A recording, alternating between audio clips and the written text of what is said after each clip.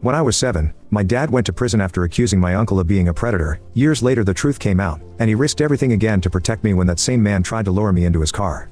My dad told me the truth on a Tuesday night, halfway through a bad movie and a good bowl of soup. He muted the TV, stared at the steam curling out of his spoon, and said, "June, there's something I should have told you a long time ago." His voice had that low, vibrating edge it gets when he's holding drywall up by himself and pretending it isn't heavy. I thought it would be about money. Or his blood pressure.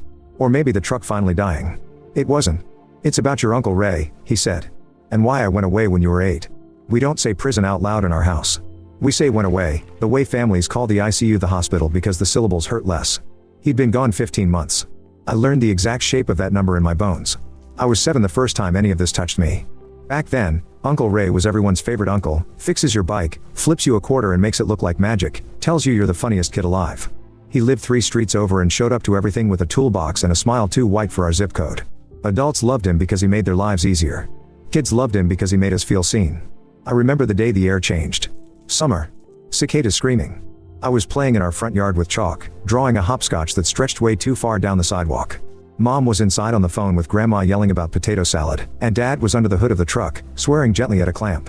Ray pulled up slow, rolled his window down, and flashed that smile. "Hey, Junebug," he called. "Want a popsicle?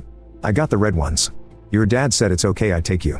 Dad's head didn't come up right away. My hopscotch chalk made a line that wobbled.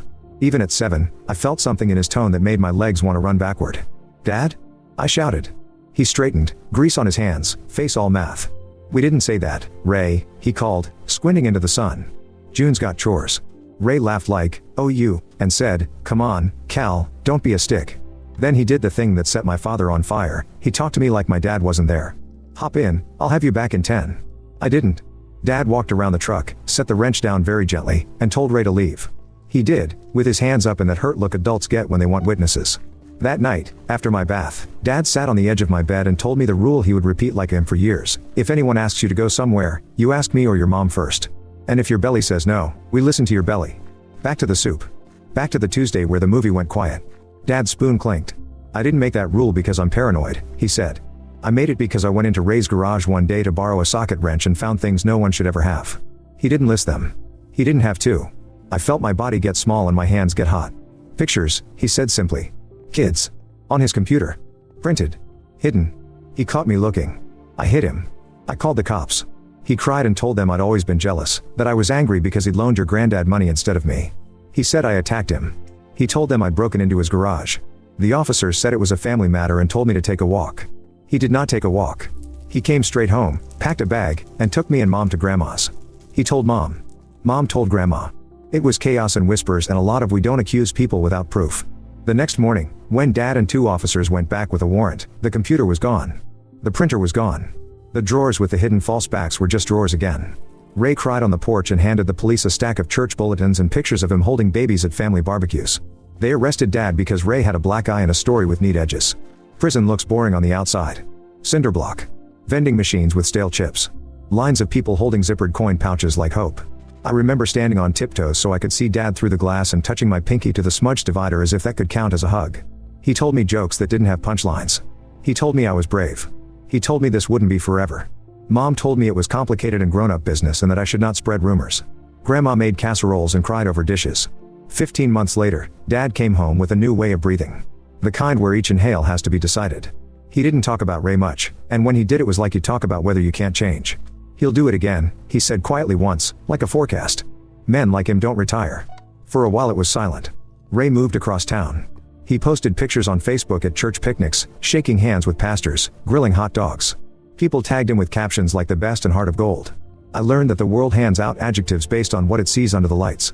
Then sophomore year, the second storm hit. It was a gray Wednesday.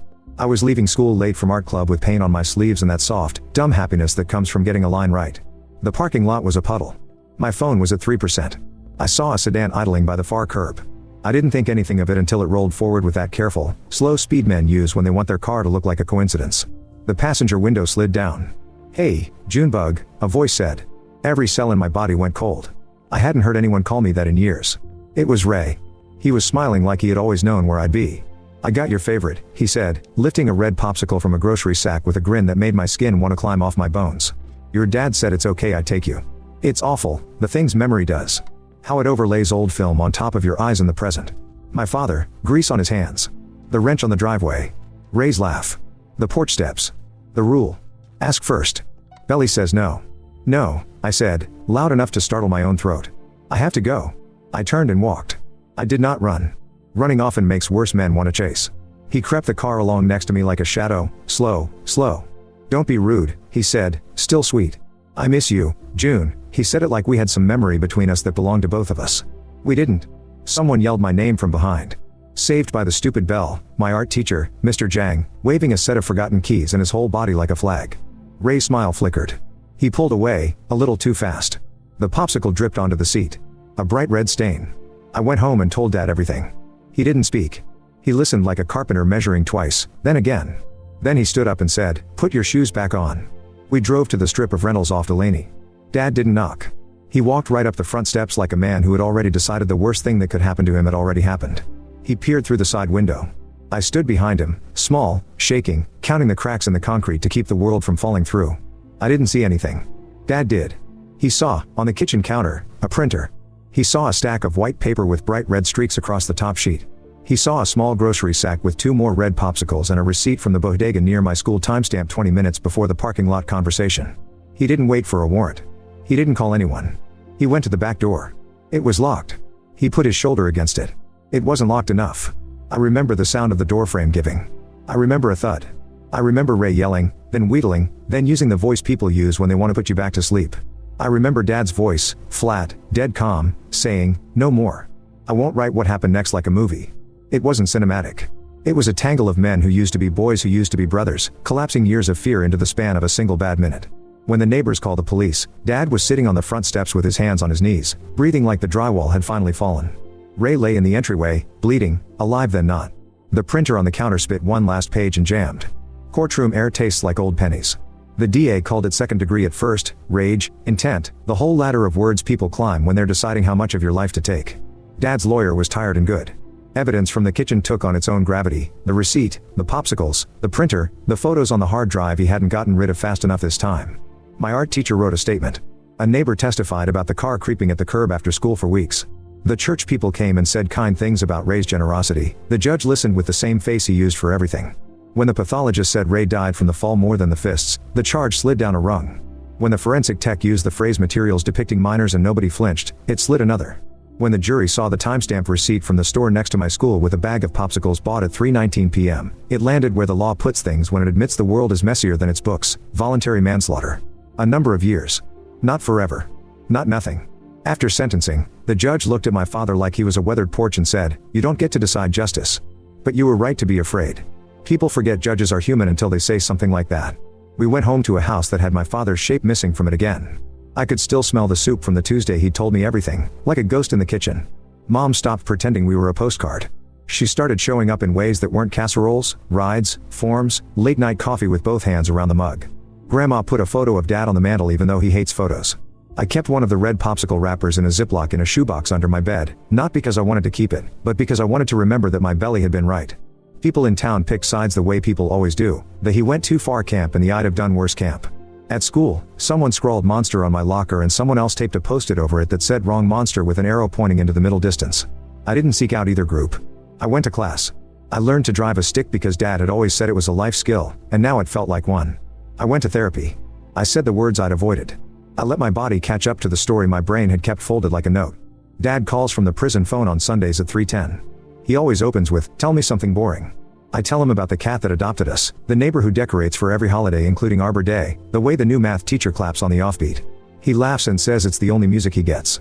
Sometimes, late, I replay the day on the curb in my head and imagine Mr. Jang losing his keys, imagine no red stain on the seat, imagine me forgetting the rule and leaning into a car that called me by a name I used to love. Sometimes I replay the doorframe giving and imagine my father turning away, dialing 911, waiting, believing the system would arrive in time this time.